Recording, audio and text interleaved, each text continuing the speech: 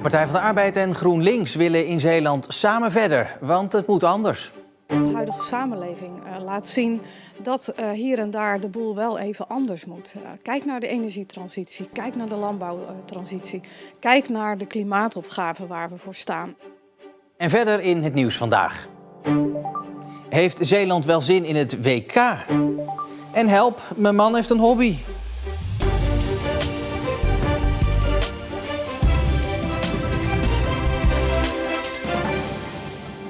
Goedenavond. Het is een stap die het politieke landschap in Zeeland in één keer fors zou kunnen veranderen. Leden van de Partij van de Arbeid en GroenLinks in Zeeland beslissen morgen of ze als één partij de Provinciale Statenverkiezingen tegemoet gaan volgend jaar. Zeeland zou dan de enige provincie zijn waar dat zou gaan gebeuren en de landelijke politiek volgt dat dan ook op de voet. De twee partijen gingen ook al samen lokaal in Goes en Middelburg bij de afgelopen gemeenteraadsverkiezingen. Bij mij in de studio is politiek verslaggever Ariane Lafort. Ja, Ariane, in Middelburg en Goes was dat eigenlijk meteen een succes, hè? Ja, daar werden ze bij de gemeenteraadsverkiezingen meteen de grootste. En gezien de peilingen zou dat best wel eens in maart bij de statenverkiezingen ook kunnen gebeuren. En dat zou betekenen dat voor het eerst toch de provincie echt een linksblok weer als grootste krijgt. Hè, terwijl we jarenlang toch een soort hegemonie hebben gehad van dat rechtsconservatieve blok van CDA, VVD en SGP. Ja, samen groter en sterker. Dat zien de leden van de Partij van de Arbeid en GroenLinks wel zitten. 75 tot 80% zegt van jullie moeten nu de krachten bundelen. Dit is de tijd om meer links-progressieve politiek te laten horen. Omdat wij gewoon op heel veel vlakken hetzelfde denken, hetzelfde doen. En dan gaat het over klimaat, over energie, over water, over wonen. Over alle grote problemen waar we op dit moment mee te maken hebben. Hoi Anita. Ah, Gerry. Hi, welkom. Ga zitten. Ja. Ga zitten. Met alle versnippering die er in de politiek is, zeiden we willen de kiezer ook duidelijkheid geven. Dat we voor hetzelfde gaan en dat onze idealen op elkaar aansluiten. Ja, en dat heeft gemaakt dat we gezegd hebben, we gaan dit samen doen. Er zijn natuurlijk wat verschillen en dan kom je al gauw op dat er bij GroenLinks wat makkelijker out of the box gedacht wordt, wat vrijer gedacht wordt en ook wat meer mogelijkheden zijn om dingen... Vrije jongens. Ja, of meisjes. Dat, iets meer dan de gestructureerde kant van de PvdA, maar het vult elkaar enorm goed aan, denken wij. Ja. Ik denk ook van... Ja, Ariane, ze denken dat ze elkaar goed kunnen aanvullen. Ze zijn natuurlijk in ieder geval eens over dat er geen kerncentrale zou moeten komen. Ja, maar het zou nu toch net zomaar kunnen dat eigenlijk Zeeland wordt aangewezen door Den Haag om juist hier een kerncentrale neer te zetten. Ja, Zeeland heeft zichzelf ook heel nadrukkelijk kandidaat gesteld voor de bouw van wel 2 nieuwe kerncentrales. En dan zou het natuurlijk heel opmerkelijk zijn dat de grootste partij in het provinciebestuur juist tegen de komst van die centrales is. Maar ja, je voelt wel aan dat dit geen breekpunt gaat worden. Want zeggen de twee partijen, PvdA en GroenLinks, het is toch het Rijk die het beslist. Andere partijen zullen natuurlijk voor zijn. De meeste Zeeuwen zijn al voor. Dus nogmaals, dit gaat geen breekpunt zijn, schetst de PvdA. Wij hebben altijd gezegd, wij zijn niet voor uitbreiding van kernenergie. Dus niet in een tweede kerncentrale. Dat heeft niet belet dat we in een coalitie zitten. En we gaan kijken, eerst wachten we even af wat het Rijk op dit onderwerp gaat bepalen. Want het Rijk is aan zet, niet wij als provincie. Dat maakt ook dat we daarna gaan kijken van wat betekent dit nou voor Zeeland en hoe willen we daarmee omgaan? Morgen dus die ledenvergadering van beide partijen over dat samengaan. Kan het nog helemaal misgaan of is het echt wel een uitgemaakte zaak? Nou ja, er zullen nog wel wat nootjes gekraakt worden. GroenLinks is natuurlijk bang, sommige leden, dat ze opgeslokt gaan worden door de veel grotere PvdA. En aan de andere kant zeggen ze bij de PvdA, zeggen sommige leden, maar luister, GroenLinks is helemaal niet zo sociaal zoals wij dat zijn. Ze zijn bijvoorbeeld veel soepeler met ontslagrecht, met korten op uitkeringen. Maar je hoorde het Gerry Temmink al zeggen, 3/4 van de leden die zegt, dit is het moment, strategisch gezien.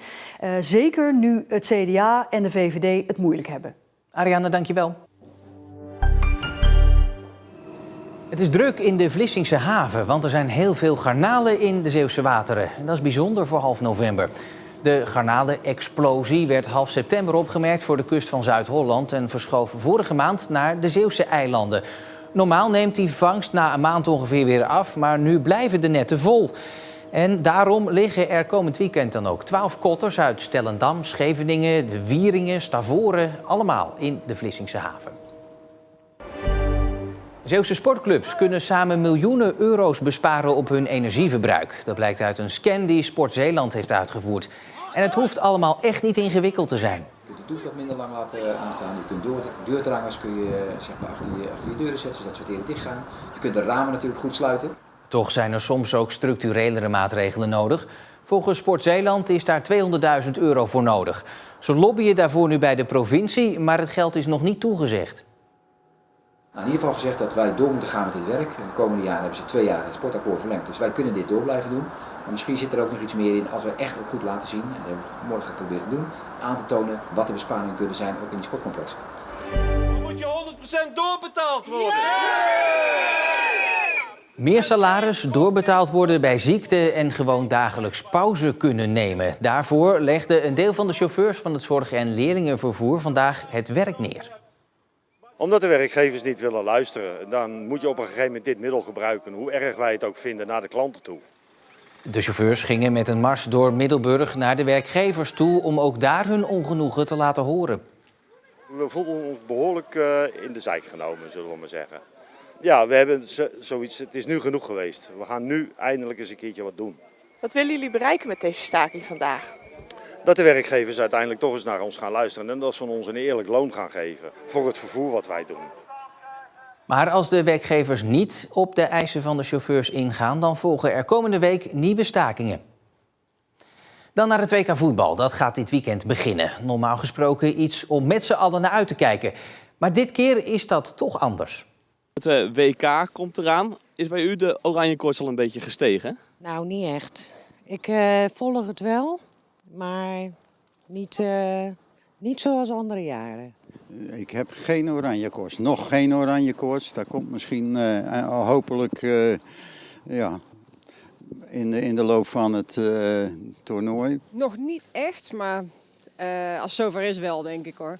Dan ga je toch mee met z'n allen en ja, is gewoon leuk. Nee, totaal niet. Maar ik denk niet dat ik de enige ben. Nee. Waarom denkt u dat? Ja, ten eerste is het de tijd van het jaar, midden in de winter. Dat is natuurlijk niet helemaal hetgeen wat je graag wil. Nu is het WK in Qatar, het is een omstreden WK. Wat vindt u ervan dat het in Qatar wordt georganiseerd? Ja, ik denk dat mijn mening daar zo weinig aan bijdraagt. Dus ja, dat zijn toch, alles draait om geld. Dus ik denk, daar kan ik wel antwoord op geven wat ik daarvan vind. Maar ja, who cares? Maar u gaat wel kijken? Ik ga wel kijken, ja.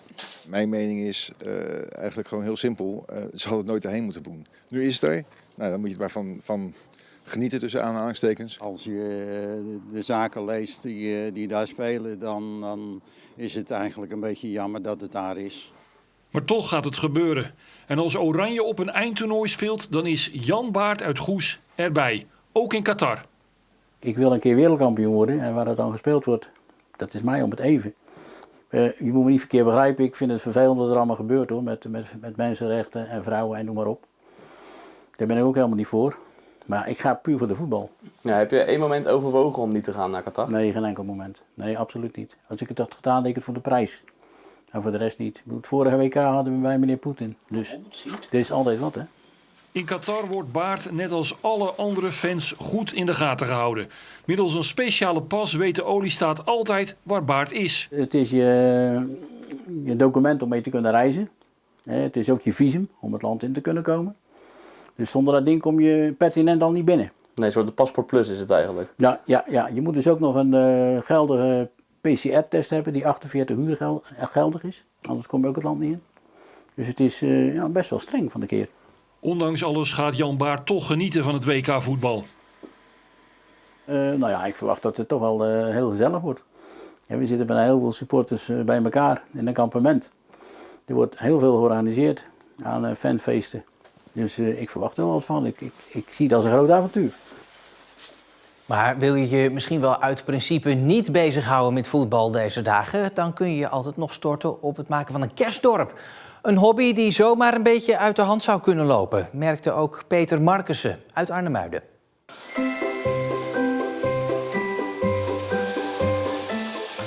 Ik ben begonnen en dat is hier op het dressoir. En niet helemaal eigenlijk, maar een stukje en dan met kranten en dan van dat witte doek erover gelegd. En een aantal huisjes ervoor en boompjes gekocht en zo neergezet.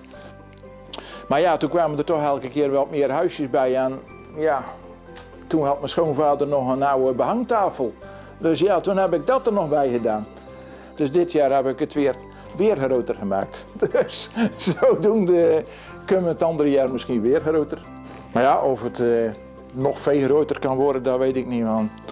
Dan moet mijn wederhelft daar ook geen toestemming in geven. Maar ja, toch moet men elk jaar weer even zeggen van wat ik nu van plan ben en hoeveel vierkante meters ik nodig heb.